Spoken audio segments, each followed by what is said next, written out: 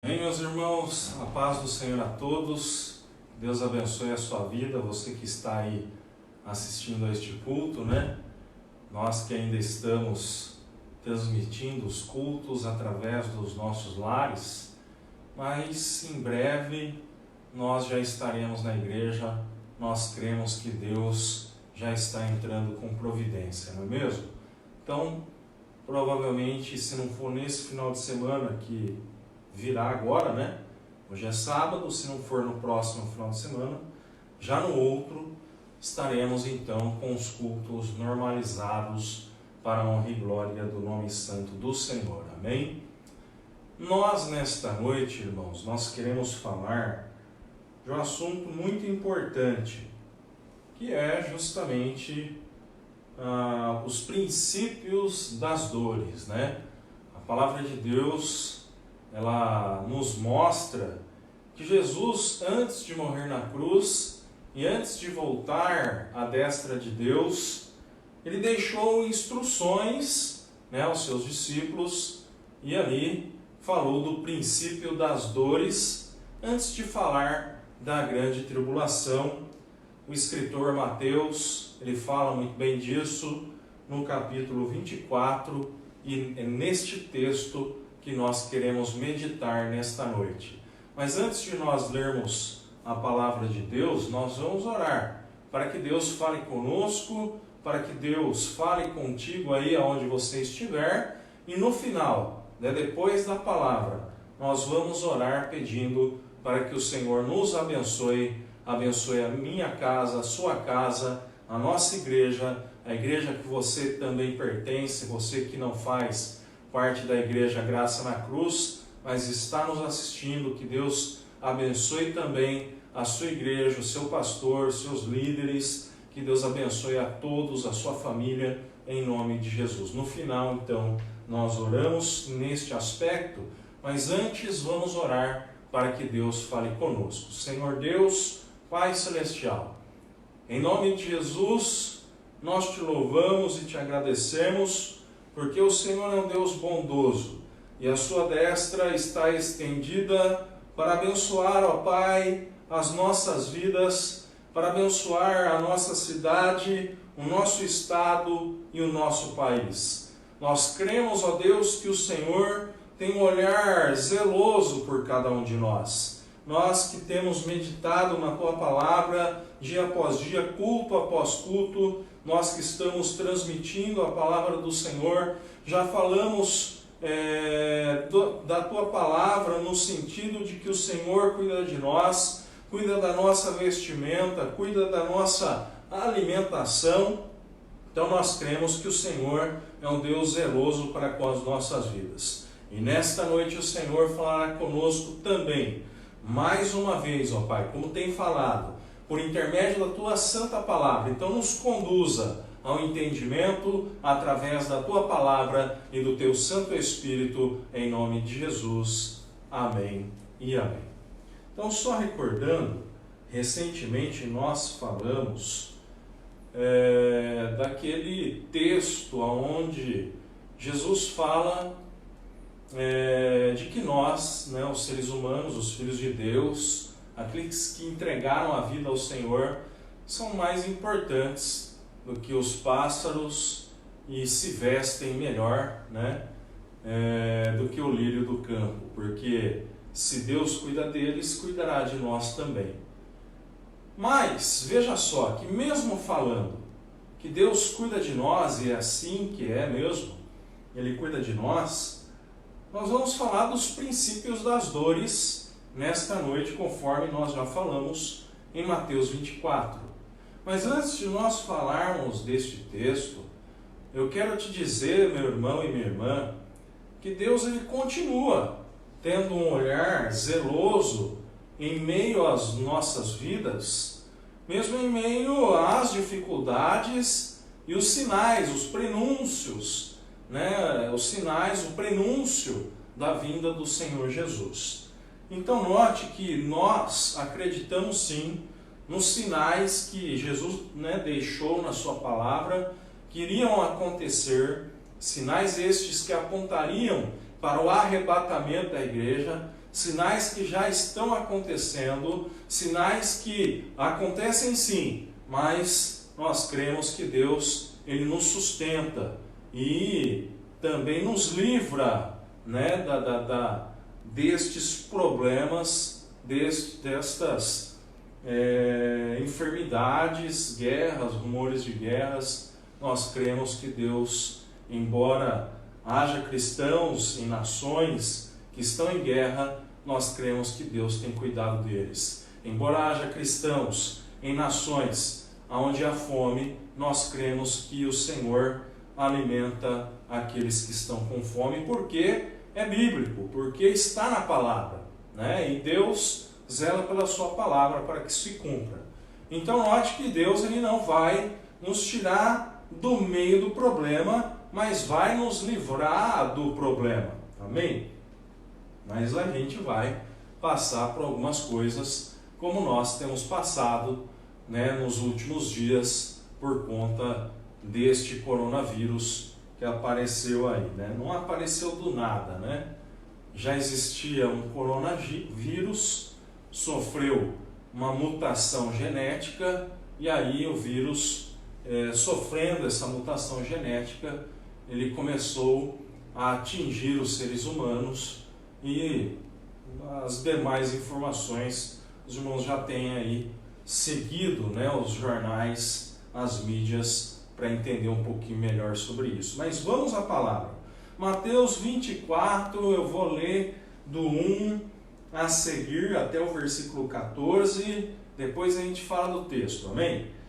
E quando Jesus ia saindo do templo, aproximando-se dele os seus discípulos, para lhe mostrarem a estrutura do templo, Jesus, porém, lhes disse: não vedes tudo isso?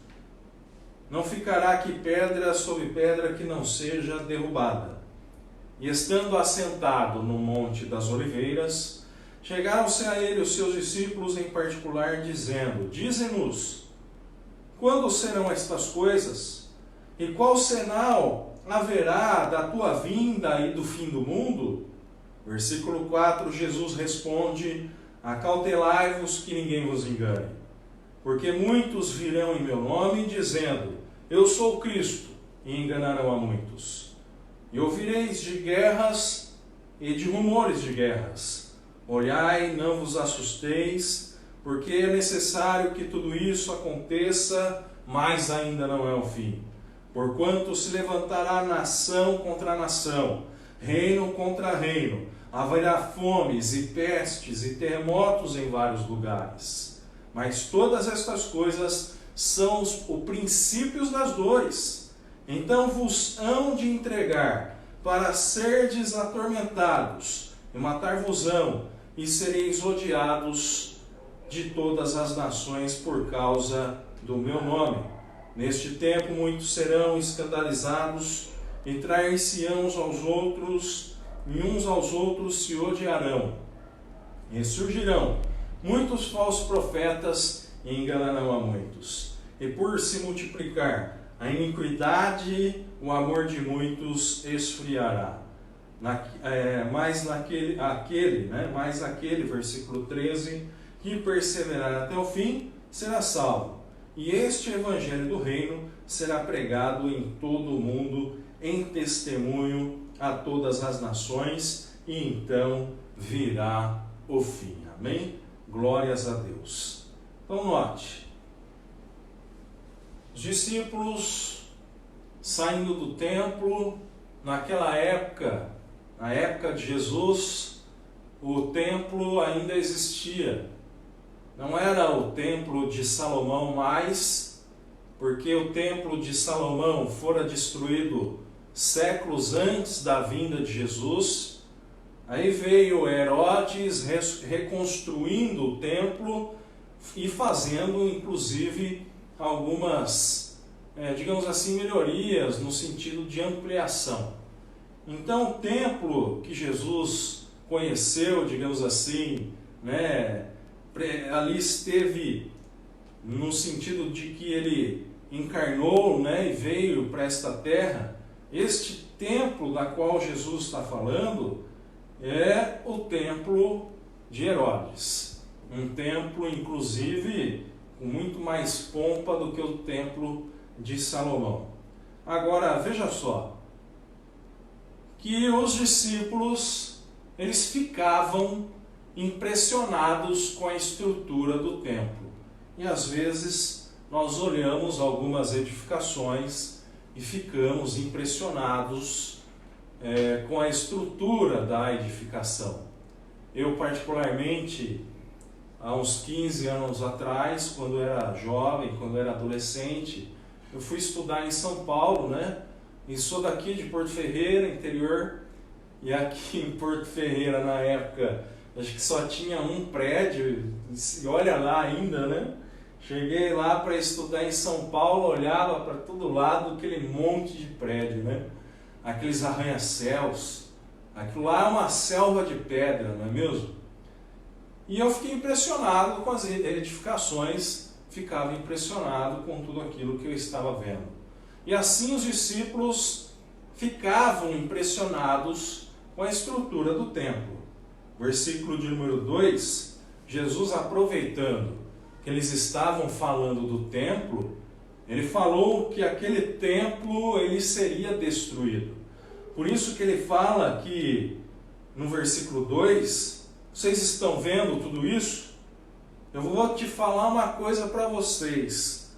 Não ficará aqui pedra sobre pedra que não seja derrubada. Jesus estava falando da invasão do Império Romano em Jerusalém, da qual destruiu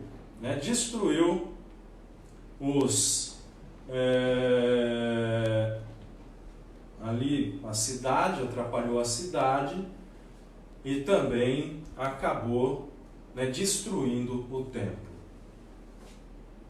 Então veja só, Jesus estava falando de que o Império Romano ele viria e destruiria o templo, e foi isso que aconteceu algumas décadas depois da sua crucificação. O Império Romano veio, sitiou Jerusalém e destruiu o templo.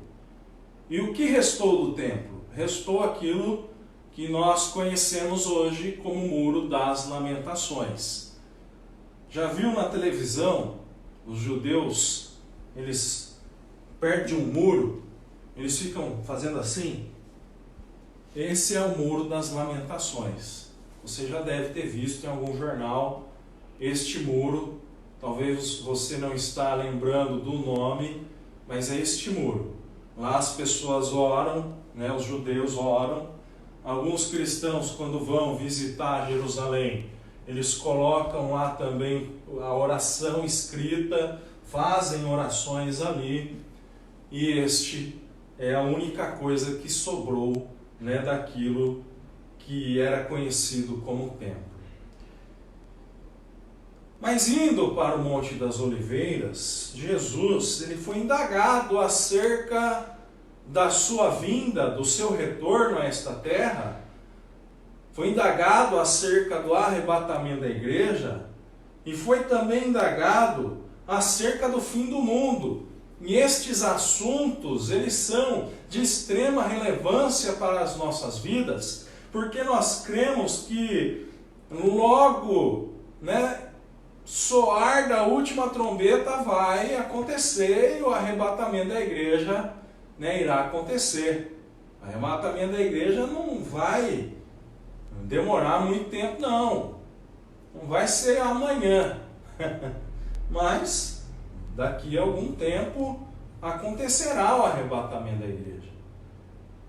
Mas Jesus deixou sinais e falou que ficássemos atentos para que ninguém viesse nos enganar acerca deste assunto, inclusive.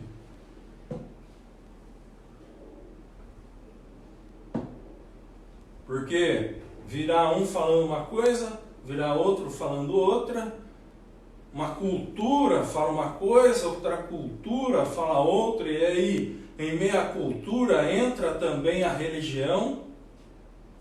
No caso, por exemplo, dos astecas, antigamente falava que o fim do mundo ia ser de uma forma, e diversas culturas e diversas religiões falam que vai ser de uma forma ou de outra. Inclusive, falaram, né, havia ali, não pode nem dizer que é profecia, né, mas havia o assunto de que em 2012 o mundo ia acabar. Quem se lembra? Teve até filme, né, 2012, com esse título, e aí catástrofes naturais, era o fim do mundo. Mas o fim do mundo, irmãos, para nós sabermos como que se dará o fim do mundo, a gente tem que recorrer à palavra de Deus. Para nós sabermos acerca do arrebatamento da igreja, nós temos que recorrer à palavra de Deus e não ficarmos nos embasando em achismos, nos embasando em coisas que não fazem sentido algum. Então vamos olhar para a palavra. Então os discípulos perguntaram a Jesus: Jesus, fala para nós quando estas coisas acontecerão e quais serão os sinais que existirão sobre a sua vinda e sobre o fim do mundo. Versículo 4, Jesus responde então: acautelai-vos que ninguém vos engane, porque tentarão vos enganar acerca deste assunto, acerca do meu retorno, acerca do final dos tempos. Então tome cuidado.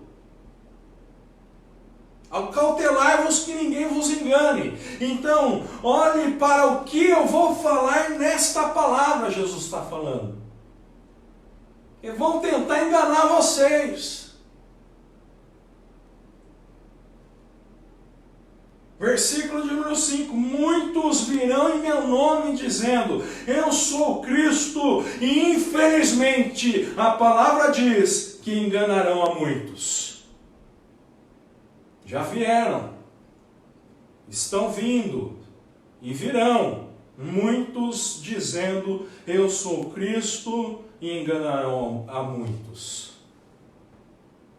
Talvez nem serão chamados de Cristo, no sentido aqui transliterado, né? Porque o significado da palavra Cristo é ungido. Então, a pessoa vai falar: eu sou ungido. O ungido é Cristo, ele é o ungido do Senhor. Porque no Antigo Testamento a figura do ungido, ela remetia ao rei de Israel. Então, quando Samuel foi lá ungir Saul, Saul foi ungido do Senhor. Quando Davi foi lá ser ungido também, né? Samuel foi lá, ungiu Davi, na casa de Davi, né? Davi era bem jovem, Davi era um ungido do Senhor. Quando sai a figura do rei de Israel e vai para o Novo Testamento, isso remete exclusivamente a Cristo. Então ele é o ungido do Senhor, o nosso Senhor e Salvador Jesus Cristo. Então muitos virão falando: eu sou ungido, eu sou o Cristo, e enganarão a muitos. E aí é que muitos acabam sendo enganados mesmo.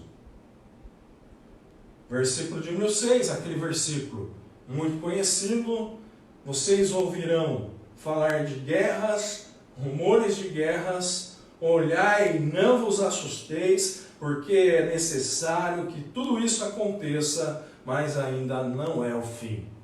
E é isso que acontece nos dias atuais: guerras, rumores de guerra.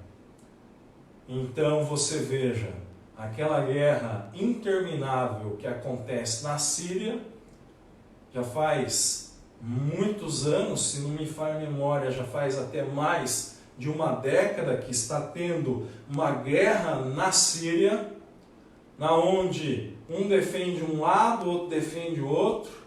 Os Estados Unidos defende os rebeldes, Israel, ou melhor, a Rússia defende, né, o ditador lá, o Bashar al-Assad.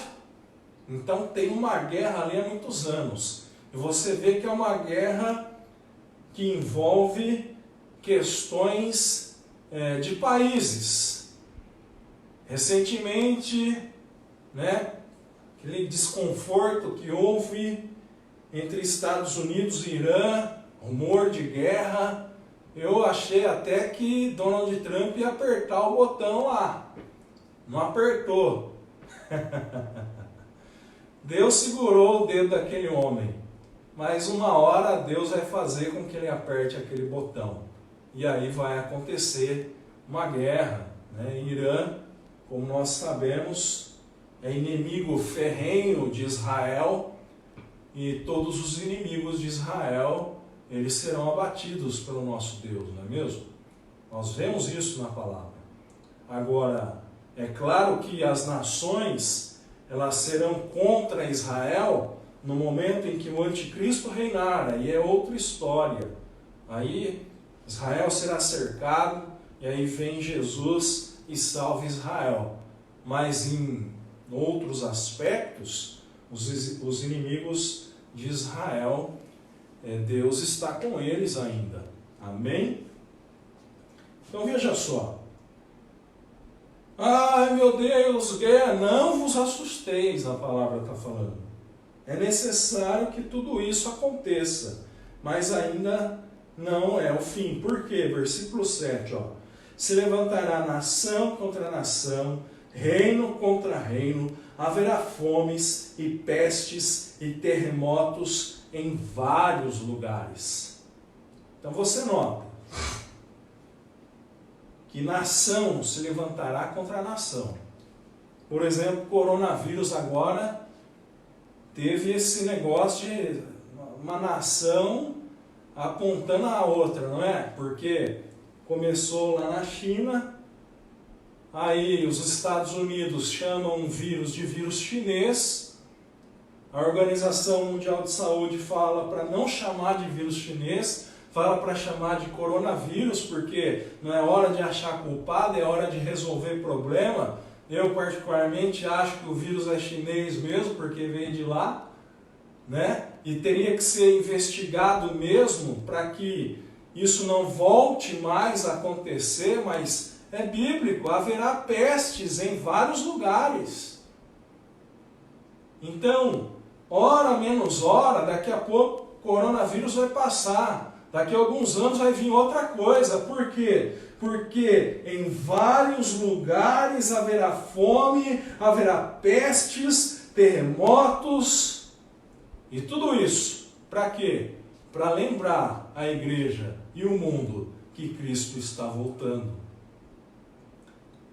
Então é nessas horas que nós temos que glorificar a Deus. Olha o sinal que Deus está mandando.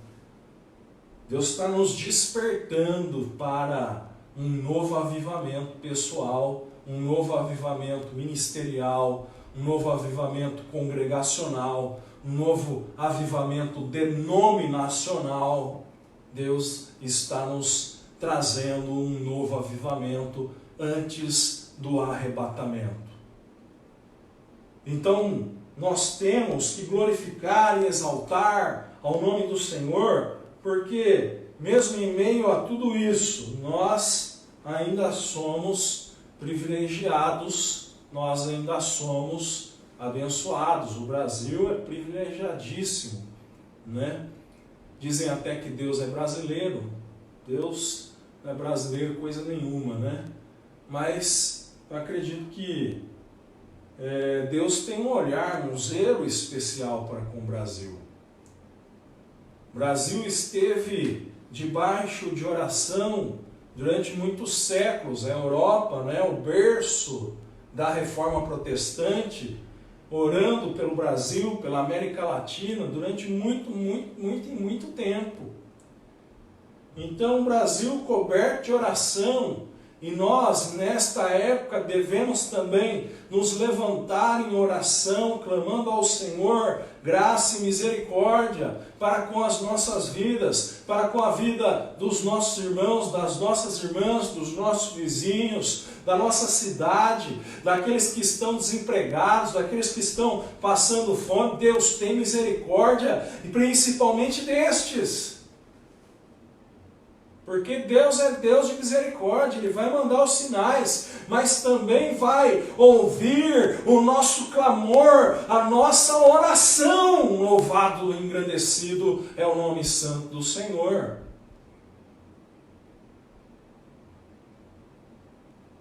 Versículo de número 8, nós já vamos concluir para nós encerrarmos e orarmos ao Senhor.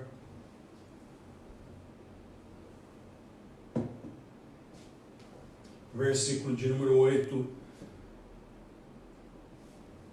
Todas estas coisas são o princípio das dores. Aí ele vai falar de outras coisas. Ele vai falar de perseguição da igreja, aí já é num outro momento. Ainda haverá terremotos, pestes. Por exemplo, existe nos Estados Unidos uma falha, daquelas falhas genealógicas, chamada falha de San Andreas. É a maior falha que existe, pelo menos que a ciência descobriu. Então eles sabem que vai acontecer um terremoto muito forte, mas não sabe quando este terremoto vai acontecer. Inclusive tem até filme, né? Falha de San Andreas. Talvez você já se deparou aí em algum canal, Falha de San Andreas. Existe esta falha existe realmente, e eles sabem que uma hora vai ter um terremoto, e Los Angeles, por exemplo, vai ser uma das cidades mais atingidas. Então vai ter terremotos aonde nunca houve terremoto. Los Angeles já teve terremoto, mas vai ter um muito mais forte, que vai devastar. Nós acreditamos que aqui não tem falha, né, das placas tectônicas, mas vai saber. De repente a ciência ainda não descobriu. E de repente Deus cria uma falha tectônica para que haja um terremoto no Brasil. Nós temos que clamar a graça e a misericórdia de Deus para que isso não ocorra no Brasil. Mas se ocorrer, é a vontade de Deus, filho, filha. E aí o que nós vamos fazer? Clamar ao Senhor, graça e misericórdia. Mas tudo isso é o princípio das dores. Ainda vai acontecer essas coisas? Vai. Mas depois daí vem mais coisas que são piores. Versículo de número 9. Ó. Vocês serão entregues para serem atormentados. Vocês serão mortos, vocês serão odiados em todas as nações por causa do meu nome. Irmãos, você quer ver um movimento que odeia cristão? É um movimento comunista. Muitos cristãos já perderam a vida em países comunistas.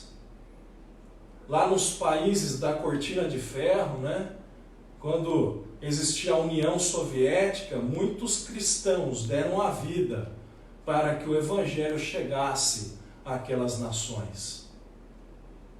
Então pode ser, né? Não sabemos, pode ser que o comunismo volte muito forte com o domínio, por exemplo, da China, que é um país gigantesco no que tange a influência, no que tange a quantidade de pessoas que existe naquele país. Porque você acha que espalhou o vírus para tudo quanto é lugar? Porque os chineses, eles viajam a negócios e uns até vivem escravizados em algumas nações.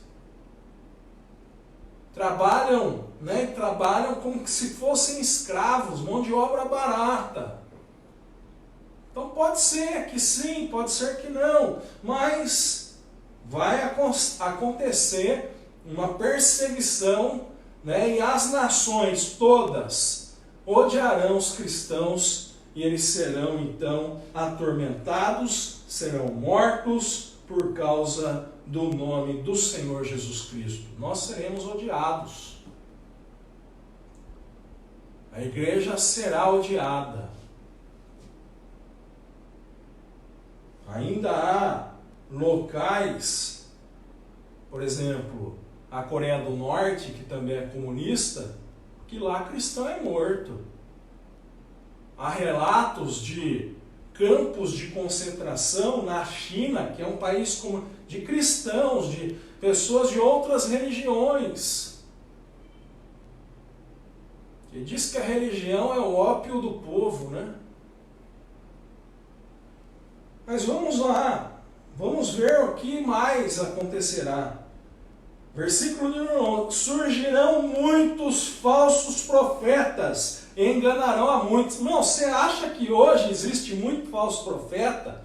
Existe, mas vai existir muito mais ainda. Você acha que tem muita gente pregando aí a teologia da prosperidade, né? Falsos profetas, é o óleo ungido, a rosa não sei do que, é o sal grosso, isso e aquilo, fugindo do evangelho puro e simples deixado por Cristo. Você acha que hoje tem muito falso profeta? Irmãos, lá na frente vai existir muito, mas muito mais. Versículo de número 12, ó. Por se multiplicar a iniquidade e o amor de muitos se esfriará. Então a iniquidade, o mal, a maldade fará com que o amor de muitos venha a se esfriar. Quer ver um negócio que está trazendo já nos tempos atuais o esfriamento do amor ao próximo? É o coronavírus. Sério, pastor? Sério? Ou quando você vê alguém tossindo, você já não... Opa, peraí, será que tem corona ali? Ah, eu não vou estender a mão para esse andarilho não, porque se eu estender a mão para esse andarilho aí, vai que ele está com corona. Rapaz, não pode ficar muito perto desse rapaz aí, porque ó, essa moça... Esses dias eu estava fazendo uma caminhada, não vai me criticar, hein? Eu estou em quarentena, mas eu tenho que fazer umas caminhadas para dar uma espairecida e para não ficar também, né, parado e tal. Aí fui dar uma caminhada, encontrei um moço, o moço começou a falar comigo: olha o que eu ganhei uma lanterna de LED, um moço que mora, né, na rua. Olha que legal, falei para ele, que legal, rapaz. Olha, não vou mais usar vela, agora eu vou usar essa lanterna de LED, olha que legal. Falei, que legal, rapaz.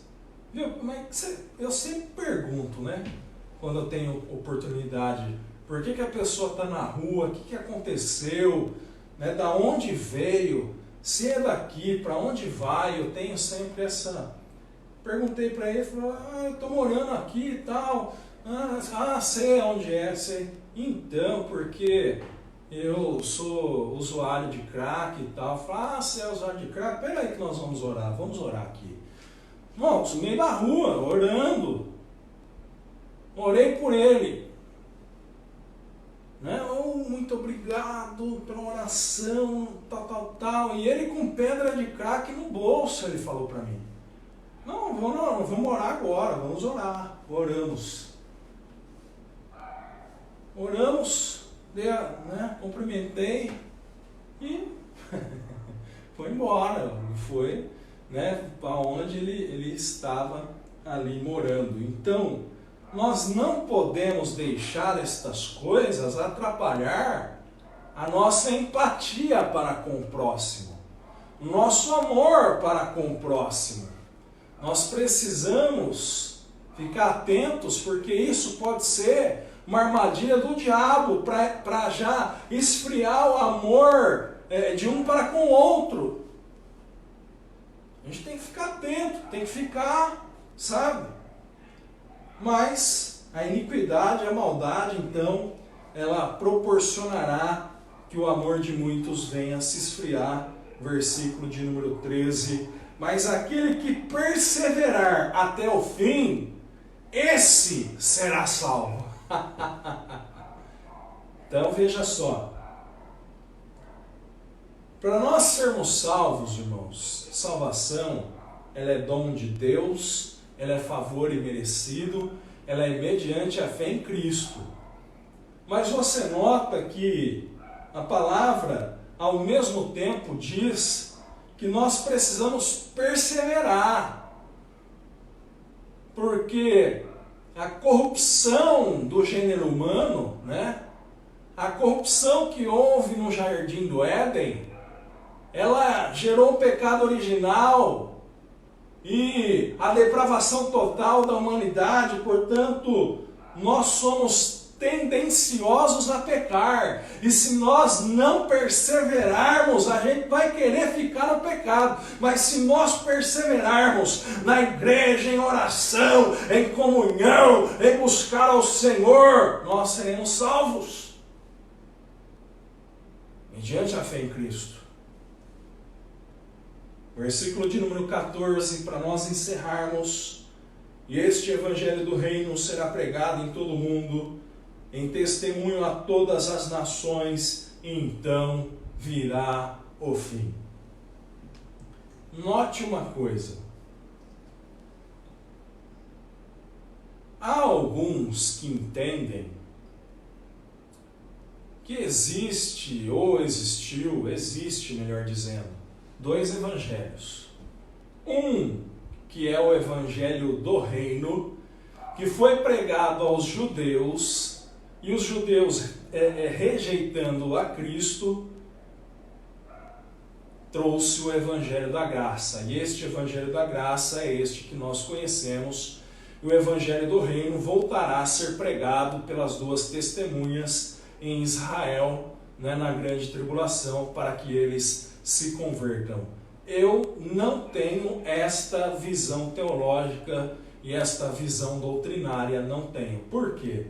Primeiro, não existe dois evangelhos, existe o evangelho. Segundo, a palavra de Deus diz que eis que o reino de Deus já está entre vós. Então, o evangelho do reino que será pregado é este evangelho que nós já conhecemos e vivemos.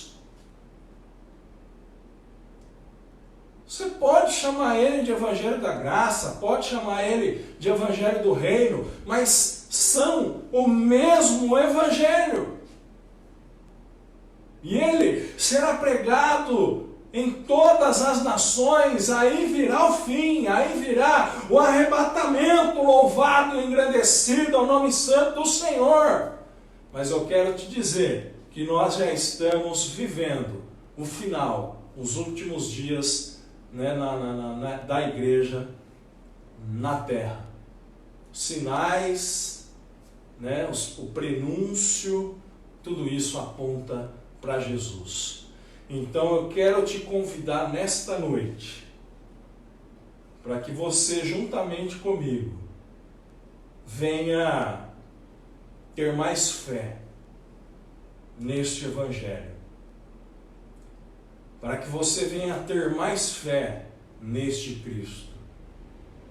Para que você venha ter mais fé de que tudo isso que está acontecendo é o prenúncio, são sinais da vinda do Senhor Jesus. Para que todos nós venhamos perseverar, para que então venhamos ser salvos. Vamos orar. Senhor, meu Deus e meu Pai, em nome de Jesus te louvamos, te agradecemos pela tua palavra. Meu Deus, nós precisamos ficar atentos aos sinais, prenúncio da vinda do Senhor, do retorno do Senhor, para vir buscar a igreja, a noiva do Senhor. Pai, nós queremos subir, nós queremos ser arrebatados. Tenha certeza de que o irmão e a irmã que está nos assistindo irá nos assistir no Facebook, depois, né, do ao vivo, vai ficar gravado. No YouTube também nós vamos subir o vídeo. Todos que estão assistindo, certamente querem também subir. Mas ser salvo, ó Pai, nós aprendemos que é mediante a fé em Cristo. Então nós queremos ter mais fé no Cristo. Nós cremos no Senhor Jesus. Nós cremos que Ele morreu na cruz por nós. E nós cremos que ao terceiro dia Ele ressuscitou e está à destra do Deus Pai neste momento. Pai, nós pedimos a Ti que em meio às dificuldades que virão, o Senhor tenha misericórdia e graça sobre as nossas vidas, sobre a vida de cada irmão e de cada irmã nesta noite. Pai, abençoa a nossa cidade, o nosso estado, a nossa nação. Estende o teu braço forte, ó Pai, e que o coronavírus ele venha a ser eliminado da face desta terra, porque o Senhor reina. Louvado e engrandecido é o nome santo do Senhor. Pai, nós oramos também pelas famílias, pelas casas, pelas igrejas, pelos ministérios, ó Pai. Nós oramos pelos pastores, pelos líderes. Fortalece, meu Deus. Traz a chama de um novo avivamento aos corações de cada irmão e de cada irmã, para a honra e glória do nome santo do Senhor, em nome de Jesus. Amém e amém. Meu irmão, minha irmã,